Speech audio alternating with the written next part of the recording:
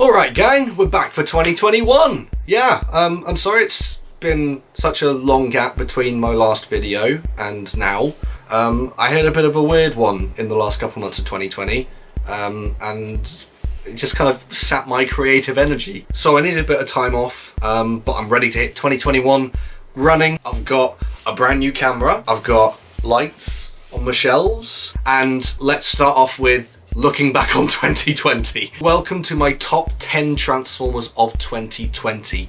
These are my favourite 10 figures that I purchased over the last 12 months, despite being unemployed for 6 of them, and somehow I managed to pick 10 out of 82, which is slightly less than last year, but still a worrying number. So without any further ado, let's get on with this. Number 10!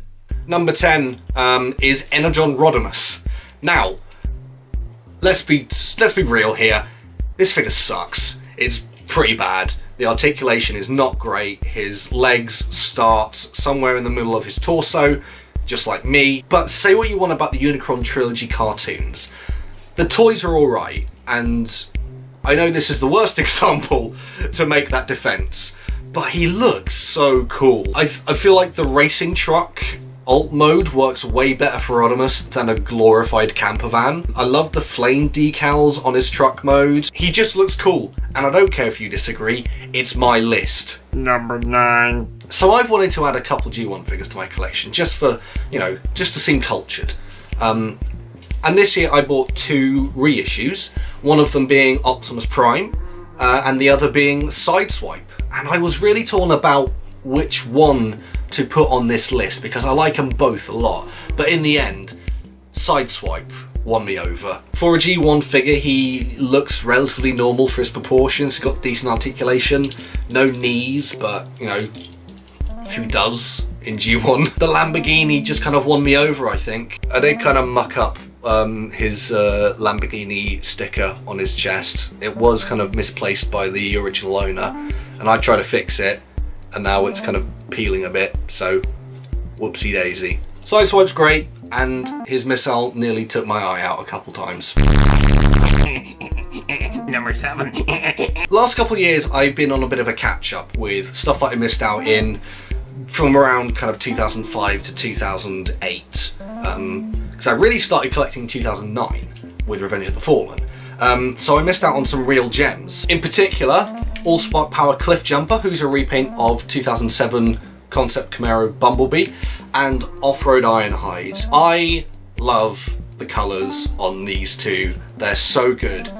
Cliffjumper just rocks it in red with the silver stripes as well, I might add.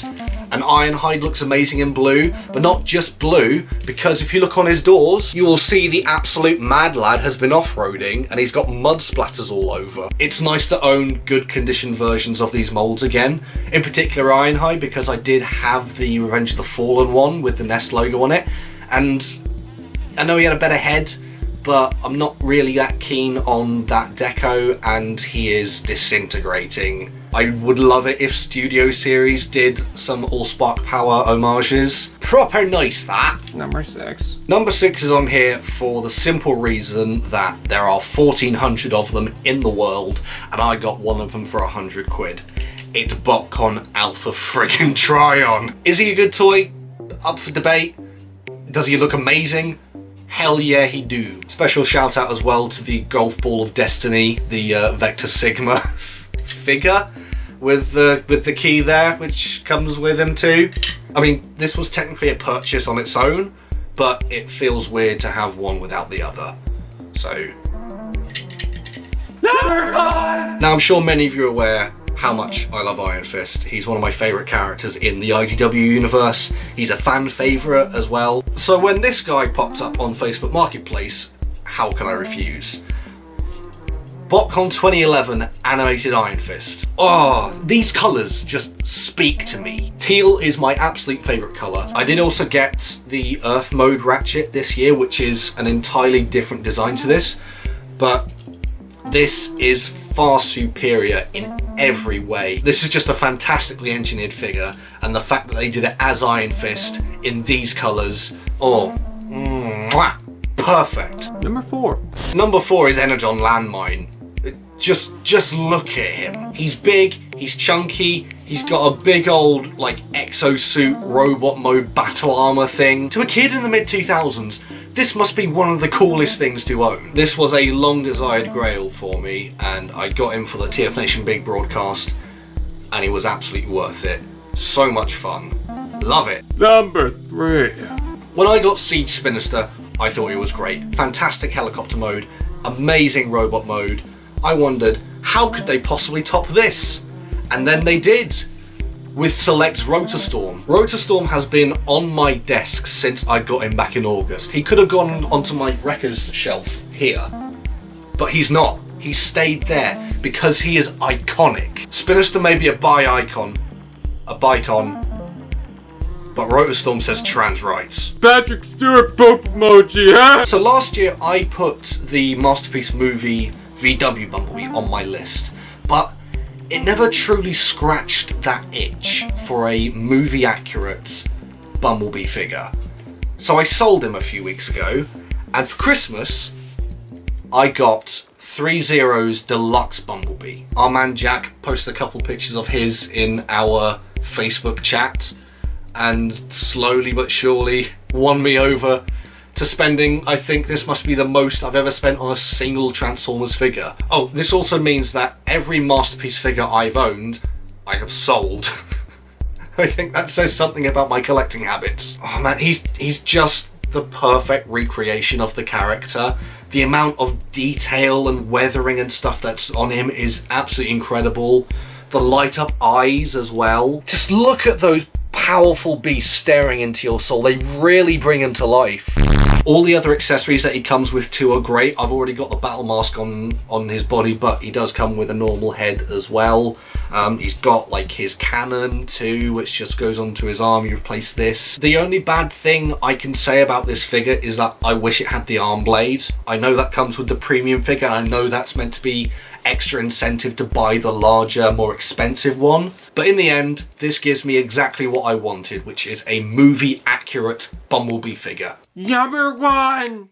I was so excited when this figure was first revealed. It looked incredible. I pre-ordered it almost immediately. I could not wait to get it in hand. And when I did, it did not disappoint in the slightest.